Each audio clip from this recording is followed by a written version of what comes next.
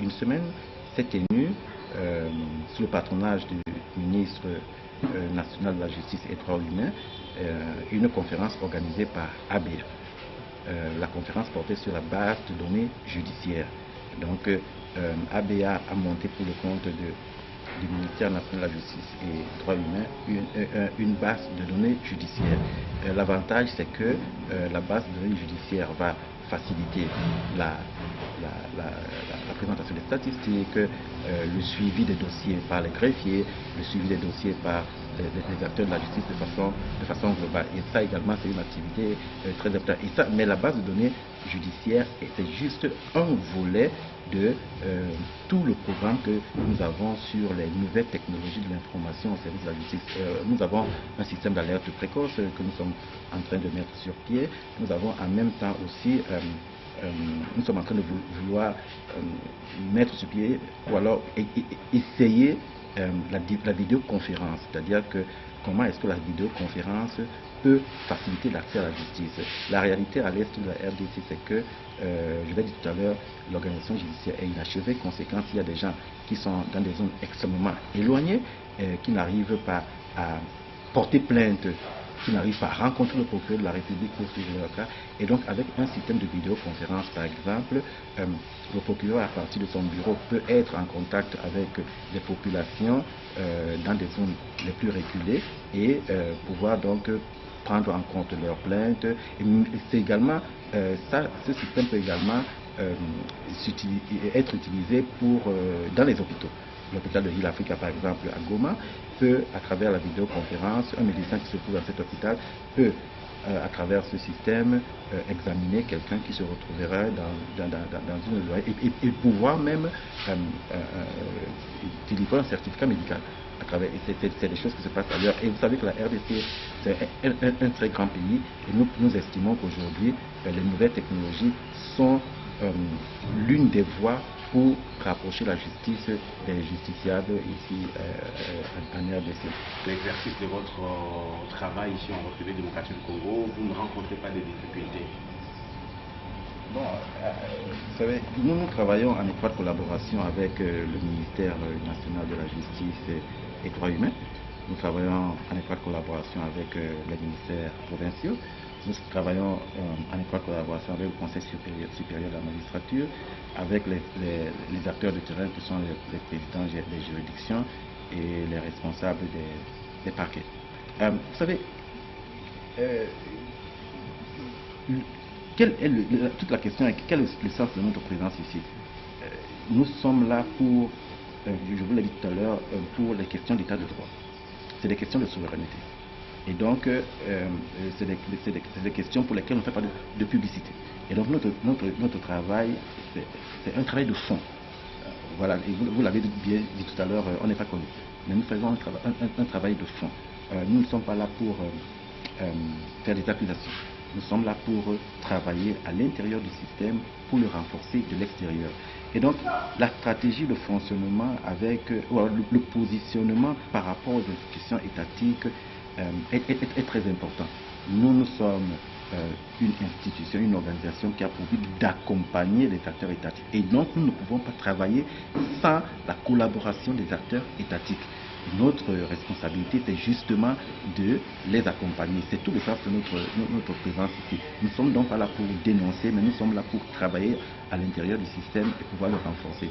Et il est important de mettre sur pied des cadres qui favorisent une bonne collaboration. Et bien évidemment, c'est pas souvent... Il peut arriver que ce ne soit pas facile de temps en temps, mais je pense qu'il faut qu'on reste...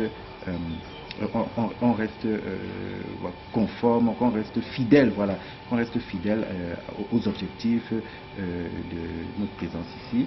Et voilà, et je pense qu'une fois qu'on a compris très bien qui doit se positionner, comment, qui joue quel rôle où, quelle est la responsabilité de l'État et quelle est notre responsabilité en tant qu'organisation d'accompagnement. Je pense que tout se passe et c'est le cas en ce qui nous concerne. Vous êtes plus opérationnel, ou disons, vous êtes opérationnel dans la partie est de la République démocratique du Congo. Et vous ne comptez pas aussi vous étendre dans la partie ouest, au centre. Pourquoi seulement vous êtes basé à l'est? Bon, alors, comme je l'ai dit, nous avons commencé par un projet à l'est à l'époque la question de violence sexuelle était, voilà, c'était une vraie question qui posait des problèmes. Aujourd'hui, on a évolué, on n'est plus seulement dans les violences sexuelles, comme je l'ai dit tout à l'heure, on a diversifié notre intervention. Voilà. Et même, on a commencé dans le Nord Kivu. Aujourd'hui, nous sommes dans le Sud Kivu, le Maniema, nous sommes dans le Kasaï, ici, oriental. Voilà, nous sommes en province orientale également. Bon, vous savez, la stratégie, nous n'avons pas besoin de nous épandre. Nous voulons bien nous étendre, mais sans nous épandre. Voilà. Et donc, la stratégie d'intervention est importante.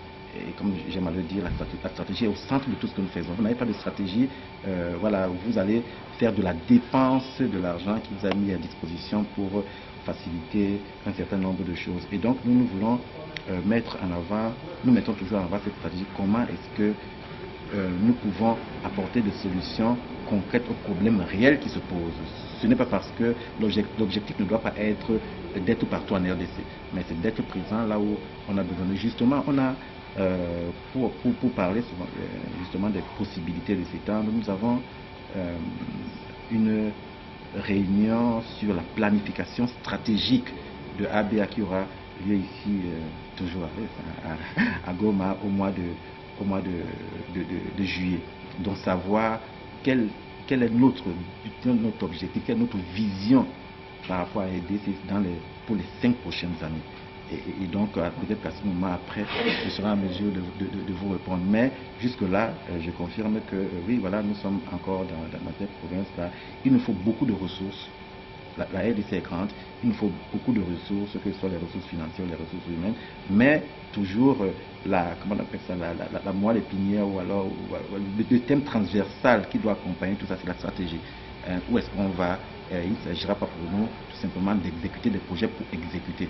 Les projets doivent avoir un sens. Je ne voulais pas parler d'un projet qui me semble également important, c'est les bourses d'études que nous accordons à des étudiantes en droit. L'objectif de cette activité est de contribuer à l'émergence d'une élite féminine capable elle-même de s'attaquer par exemple aux questions de violence sexuelle et d'en apporter des solutions. C'est-à-dire qu'à travers les bourses d'études, nous envisageons l'augmentation du nombre de femmes dans les professions en relation avec le droit.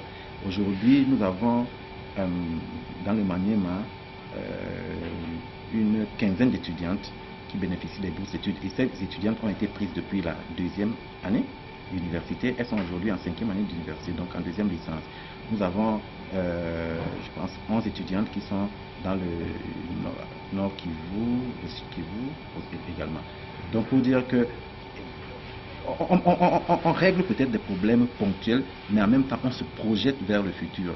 Et nous pensons que quand toutes ces jeunes femmes-là vont être à même, et c'est un projet qui va continuer. Et là, c'est les bailleurs de fonds privés qui le font. Les gens qui ont décidé de mettre leurs moyens pour contribuer donc à l'émergence de cette élite féminine-là. Et nous estimons qu'une fois que la trentaine d'étudiantes, elles sont encore étudiantes en ce moment, rejoindra les professions de droit, elles vont également contribuer à améliorer la situation des femmes dans la partie de la RDC. Parce qu'en même temps qu'elles vont à l'école, puisque je veux dire, on leur accorde la bourse en 2e année, et c'est à partir des sélections qui sont faites dans les universités, on travaille en collaboration avec les universités.